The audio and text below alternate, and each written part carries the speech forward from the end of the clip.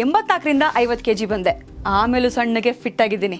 ಅದಕ್ಕೆ ನಾನು ಯೂಸ್ ಮಾಡ್ತಾ ಇರೋದು ಜೀನಿ ಸ್ಲಿಮ್. ನಯಾಜ್ನಿಂದ ನರ್ಸ್ ಸ್ವಾತಿ ಹತ್ಯೆ ಕೋಮು ಸಂಘರ್ಷ ತಳ್ಳಿ ಹಾಕಿದ ಪೊಲೀಸರು. ಹಾವೇರಿಯಲ್ಲಿ ಒಬ್ಬ ಯುವತಿಯ ಹತ್ಯೆ ಆಗಿತ್ತು ಸ್ವಾತಿ.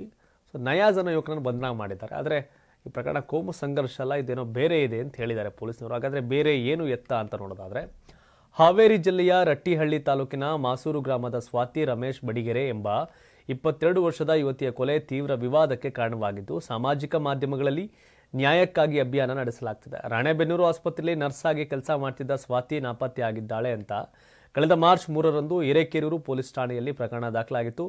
ಇದರ ಬೆನ್ನಲ್ಲೇ ಮಾರ್ಚ್ 6ರಂದು ಹಾವೇರಿ ಜಿಲ್ಲೆಯ ರಾಣೆಬೆನ್ನೂರು ತಾಲೂಕಿನ ಫತೇಪುರ್ ಗ್ರಾಮದ ತುಂಗಭದ್ರಾ ನದಿಯ ಬಳಿ ಆಕೆ ಶವ ಪತ್ತೆಯಾಗಿತ್ತು. ಆರಂಭದಲ್ಲಿ ಹಲಗೇರಿ ಪೊಲೀಸರು ಈ ಪ್ರಕರಣವನ್ನು ಗುರುತಿಸಲಾಗದ ಶವ ಅಂತ ಪರಿಗಣಿಸಿ ಮರಣೋತ್ತರ ಪರೀಕ್ಷೆ ನಡೆಸಿದ್ರು. ಆದರೆ ಮರಣೋತ್ತರ ಪರೀಕ್ಷೆಯಲ್ಲಿ ಇದು ಕೊಲೆ ಎಂದು ದೃಢಪಟ್ಟಿದೆ. ತಕ್ಷಣ ಕೊಲೆ ಪ್ರಕರಣ ದಾಖಲಿಸಿಕೊಂಡು ತನಿಖೆ ಆರಂಭಿಸಿದ ಪೊಲೀಸರು ಸ್ವಾತಿ ಹಂತಕ ನಯಾಜ್ ಎನ್ನುವುದು ದೃಢಪಟ್ಟಿದೆ. ಇದೀಗ ನಯಾಜ್ ಸೇರಿದಂತೆ 3 ಆರೋಪಿಗಳನ್ನು ಪೊಲೀಸರು ಬಂಧಿಸಿದ್ದಾರೆ. ಸಾಮಾಜಿಕ ಮಾಧ್ಯಮದಲ್ಲಿ ಕೊಲೆಗೆ ಕೋಮು ಬಣ್ಣ ನೀಡಲಾಗಿದ್ದು, ಜಸ್ಟಿಸ್ ಫಾರ್ ಸ್ವಾತಿ ಎಂಬ ಹ್ಯಾಶ್ಟ್ಯಾಗ್ ಅಡಿಯಲ್ಲಿ ಸಾಮಾಜಿಕ ಮಾಧ್ಯಮಗಳಲ್ಲಿ ಪೋಸ್ಟ್ಗಳು ಹರಿದಾಡಲು ಪ್ರಾರಂಭಿಸಿದ್ವು. ಪ್ರಕರಣದಲ್ಲಿ ಕೋಮು ಸಂಘರ್ಷಕ್ಕೆ ಸಂಬಂಧಿಸಿದ ಆರೋಪಗಳು ಕೇಳಿಬಂದವು. ಆದಾಗ್ಯೂ ಹಾವೇರಿ ಪೊಲೀಸ್ ವರಿಷ್ಠಾಧಿಕಾರಿ ಅಂಶುಕುಮಾರ್ ಅವರು ಈ ಕೊಲೆ ಯಾವುದೇ ಕೋಮು ಸಂಘರ್ಷಕ್ಕೆ ಸಂಬಂಧಿಸಿಲ್ಲ ಅಂತ ಸ್ಪಷ್ಟಪಡಿಸಿದರು. 3 ಆರೋಪಿಗಳು ವೈಯಕ್ತಿಕ ಕಾರಣಗಳಿಂದ ಸ್ವಾತಿಯನ್ನು ಕೊಂದಿದ್ದಾರೆ ಅಂತ ಅವರು ಹೇಳಿದ್ದಾರೆ.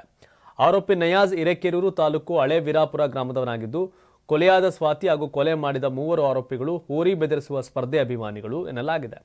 ಹೋರಿ ಬೆದರಿಸುವ ಸ್ಪರ್ಧೆ ಇದ್ದರೆ ಅಲ್ಲಿ ಹಾಜರಾಗ್ತಿದ್ದ ಸ್ವಾತಿಗೆ ಹೋರಿ ಬೆದರಿಸುವ ಸ್ಪರ್ಧೆ ಬಗ್ಗೆ ಕ್ರೇಜ್ ಇತ್ತು. ಈ ವೇಳೆ ನಯಾಜ್, ವಿನಯ್, ದುರ್ಗಾಚಾರಿ ಜೊತೆ ಸ್ನೇಹ ಬೆಳೆದಿದೆ. ಬಳಿಕ ಆರೋಪಿ ನಯಾಜ್ ಹಾಗೂ ಸ್ವಾತಿ ಇಬ್ಬರು ಪರಸ್ಪರ ಪ್ರೀತಿಸುತ್ತಿದ್ದರು ಎನ್ನಲಾಗಿದೆ. ಆದರೆ ನಯಾಜ್ ಸ್ವಾತಿಯನ್ನು ಬಿಟ್ಟು ತಮ್ಮ ಧರ್ಮದ ಯುವತಿ ಜೊತೆ ಮದುವೆಯಾಗಲು ಬಯಸಿದ್ದ.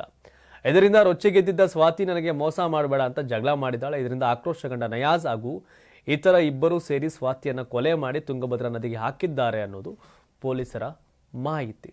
ನೀವು ಅಂತರ್ಧರ್ಮದ ಪ್ರೀತಿ ಚೆನ್ನಾಗಿದ್ದರೆ ಓಕೆ, ಎಡವಟ್ಟಾದರೆ ಅದು 2 ಕೋಮುಗಳ ನಡುವೆ ಸಂಘರ್ಷಕ್ಕೆ ಆಗುತ್ತೆ. ಅಟ್ಲೀಸ್ಟ್ ಪೊಲೀಸರು ಈ ವಿಷಯದಲ್ಲಿ ತನಿಖೆಯನ್ನು ಮಾಡ್ತಾ ಇದ್ದಾರೆ, ವಿಷಯವನ್ನು ತಿಳಿಸಿದ್ದಾರೆ.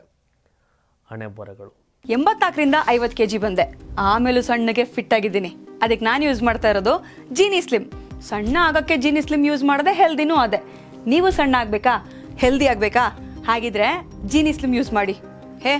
ಸಣ್ಣ ಆಗೋದಕ್ಕೆ ಯಾವುದೋ ಪ್ರಾಡಕ್ಟ್ ಹೇಳ್ತಾ ಇದ್ದಾಳೆ, ಏನಾದರೂ ಸೈಡ್ ಎಫೆಕ್ಟ್ಸ್ ಇದೆ ಅಂತ ಯೋಚನೆ ಮಾಡ್ತಾ ಇದ್ದೀರಾ? ಖಂಡಿತ ಇಲ್ಲ. ಯಾಕಂದರೆ ಇದು ಕೆಮಿಕಲ್ ಫ್ರೀ. ಸಣ್ಣ ಆಗಬೇಕು ಅಂದರೆ ಜೀನಿ ಸ್ಲಿಮ್ ಯೂಸ್ ಮಾಡಿ. ಹೆಚ್ಚಿನ ಮಾಹಿತಿಗೆ ಕೆಳಗೆ ಡಿಸ್ಪ್ಲೇ ಆಗ್ತಿರೋ ನಂಬರ್ಗೆ ಕಾಲ್ ಮಾಡಿ.